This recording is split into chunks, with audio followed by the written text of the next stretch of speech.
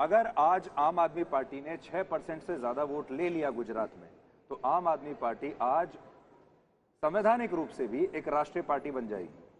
और केजरीवाल का ये सपना है कि वो अपने आप को राष्ट्रीय नेता बनाना चाहते हैं। और 2024 में फिर क्या आपको ऐसा लगता है कि मोदी के सामने सबसे बड़ा जो प्रतिद्वंदी होगा, जो चेहरा होगा, वो अरविंद केजरीवाल का होगा?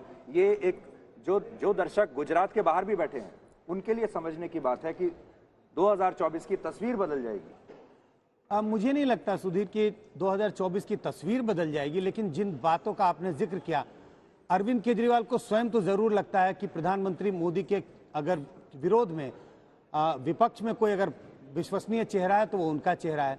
और अगर मैं अपने सर्वेक्षणों के आधार पर भी देखूं, देश भर में इन चुनावों के बारे में नहीं कह रहा, दूसरे चुनाव, तो जनता को भी ये लगने लगा है कि अगर प्रधानमंत्री मोदी के एक तरह से कोई अपोज करने के लिए कोई चेहरा है तो वो अरविंद केजरीवाल हो सकते हैं।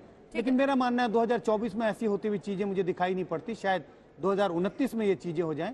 2024 में तो प्रधानमंत्री का मोदी आपने हमेशा स्पष्ट किया, आपको 2024 को लेकर अभी भी आपको लगता है कि कोई नहीं है लड़ाई में। बीजेपी वाले से खुश होते हैं, बाकी नाराज होते हैं, लेकिन सफोलॉजिस्ट वही कहता है जो उसे सामने आंकड़ों में और लोगों की प्रतिक्रियाओं में दिखाई देता है। प्रभु चावला जी, जल्दी से एक कमेंट आपसे, क्या 0-0 आपका वहां पर हिमाचल में और यहाँ 6 पर अटकना, हालांकि राष्ट्रीय पार्टी का दर्जा उन्हें मिल सकता है, ये नहीं बता रहा है कि गुजरात एंड हिमाचल ने बाय एंड लार्ज रिजेक्ट कर दिया? ये स्पष्ट है, मैं एक बार रिपीट कर रहा हूँ, दोबारा भी करना चाहता हूँ। मोदी गुजरात के अंदर जो विजय हो रही है उनकी, उसको आप ये कहें कि डिवीजन की वजह से मोदी हुई है, मोदी जी का अपमान होगा उसके अंदर।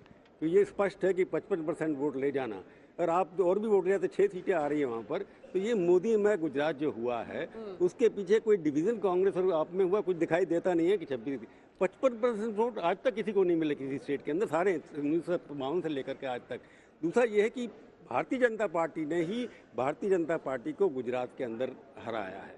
उसके अंदर हराने के लिए भारतीय जनता पार्टी जो रेबल खड़े हुए हैं, BJP defeats BJP in Himachal Pradesh, Modi tsunami makes it history for BJP in Gujarat, that is my. ठीक है विनोद जी, एक कमेंट जल्दी से अब आपसे सुनिए। ये जो सुबह में ऐसा लग रहा था कि आम आदमी पार्टी को जो वोट गए उसकी वजह से बीजेपी फायदा ले गई, 54%, अगर 53-54% वोट बीजेपी को आ रहा है, उनका वोट बढ़ा है, सिर्फ वोट बंटने की वजह से ये जीत इतनी बड़ी नहीं मिल रही। बंटने की वजह से कुछ सीटों पर हो सकता है फर्क पड़ सकता हो सकता है तब 153 आकर के 140 हो जाती या 135 हो जाती, 10-15 सीटें अगर हो सकता है वोट डिवीजन से इधर से उधर हुई हो, लेकिन ओवरऑल तो वोट परसेंटेज जो बढ़ा है, तो पूरा जो अगर मैक्रो लेवल पे आप देखें तो आप उसको डिवीजन वोट डिवीजन नहीं मान सकते। ये बात मैं प्रभु जी से सहमत हूँ। लेकिन एक बात जरूर, जो आपने 2024 की बात कही, देखिए अरविंद केजरीवाल के दिमाग में भी 2029 है, 2024 नहीं है। वो इस बात को जानते हैं कि अभी खाली दिल्ली और पंजाब में उनकी सरकार है, गुजरात का प्रयोग उन्होंने कर लिया, गोवा का प्रयोग कर लिया, अभी उन प्रयोगों में सफलता उनको नहीं मिल रही है, इसीलिए वो 2029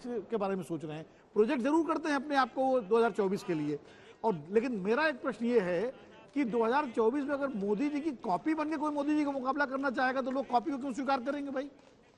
नरेंद्र मोदी जिनको चाहिए, जो जिनको नरेंद्र मोदी नहीं चाहिए, ओरिजिनल लेगा, फोटोकॉपी क्यों लेगा? फोटोकॉपी क्यों लगा? दूसरी बात, और दूसरी बात, नरेंद्र मोदी जिनको नहीं चाहिए उनको कोई ऐसा व्यक्ति चाहिए जो नरेंद्र मोदी से अलग हो। वो अग्निहोत्री जी वो क्या करेंगे? वो मोदी प्लस प्लस प्लस करेंगे, वो करेंगे, वो राष्ट्रवाद भी लेंगे, वो हिंदुत्व भी लेंगे, उसके बाद फ्री का माल भी लेंगे, फ्री बीज भी करेंगे, सोशल मीडिया भी करेंगे, उसको प्लस प्लस प्लस करके उसको बहुत एक्सपेंड करने की कोशिश करेंगे। जहां तक बात है तो सबसे बड़ा फ्री भी तो जो राशन मिल रहा है पूरे देश में 80 करोड़ लोगों को, वो सबसे बड़ा फ्री भी है। वो तो उस पर तो अभी बीजेपी का कॉपीराइट है, तो वो एक बहुत बड़ा फैक्टर है। तो फ्री बीज तो हर पार्टी देती है, ऐसा नहीं है। एक और डिस्कशन इसमें आज एक हमें करना चाहिए, वो ये है कि क्या सोशल मीडिया में हर रोज ट्रेंड करने से, क्या अखबारों के फ्रंट पेज पर रोज हेडलाइन लेने से, और क्या न्यूज चैनल्स पर हर रोज छाए रहने से और बड़े बड़े दावे करने से क्या सीटें मिलती हैं?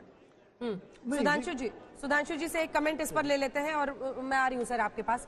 सुधांशु जी, इस पर भी एक कमेंट, क्योंकि माना जाता है कि अब तो तमाम पॉलिटिकल पार्टीज की डेडिकेटेड टीम्स हैं, बाकायदा एम्प्लॉयज है, पंच इन पंच आउट करते हैं, दिन भर सोचते हैं क्या आज ट्रेंड कराना है, क्या उसको ट्रेंड कराना है, लेकिन क्या सोशल मीडिया से चुनाव जमीन पर लड़ी और जीती जा सकती है? मतलब माहौल तो अगर आप देखें तो माहौल तो आम आदमी पार्टी ने ऐसा बना दिया था कि वही जीत रहे हैं गुजरात में। देखिए, अगर केवल सोशल मीडिया से होता तो मैं याद दिलाना चाहता हूं 2014 के लोकसभा चुनाव में टोटल इलेक्ट्रॉनिक मीडिया के ऊपर जितने मिनट्स मिले थे, सारे चैनल्स को मिला लिया जाए आम आदमी पार्टी को, उतने उनको वोट नहीं मिले थे। तो मेरा मानना है केवल सोशल मीडिया से नहीं होता है, वो एक कैटलिस्ट का रोल प्ले कर सकता है। क्योंकि आजकल एक और बात है, ट्रेंड कोई कुछ भी करा दे। देखिए ट्रेंड करने में क्या है, कुछ फिक्स लोग किसी के सपोर्टर है, कुछ फिक्स लोग किसी के सपोर्टर है, और कुछ हजार आपको देखने लगते हैं, ट्रेंड होने लगता है। परंतु आज के हाथ में, युवा के हाथ में जब फोन है तो वो वेरीफाई भी कर सकता है। जिसका इंटरेस्ट होगा अगर क्रॉस चेक करेगा, तो आज नेट पर भी इतनी इंफॉर्मेशन अवेलेबल है कि 90% सच्चाई तक आप पहुंच सकते हैं, 85 से 90% सच्चाई तक। और इसीलिए आप देखिए आम आदमी पार्टी, हिमाचल में हम पीछे हैं, मगर इनकी सभी सीटों पर जमानत जब्त हो गई। अरे पंजाब से लगा हुआ राज्य है, दिल्ली के पास का राज्य है, वहां पर। और जिस मॉडल की उन्होंने बात कही है, सिर्फ एक बात कहता हूं जनाब, एक मतलब जहां तक एक बात है अभी 4 राज्यों में, तो ये देखना पड़ेगा कि चुनाव आयोग की तकनीकी परिभाषा में 4 राज्य हैं, तो दिल्ली उस श्रेणी में राज्य है या नहीं अलग बात है, परंतु पंजाब तो पूर्ण राज्य है।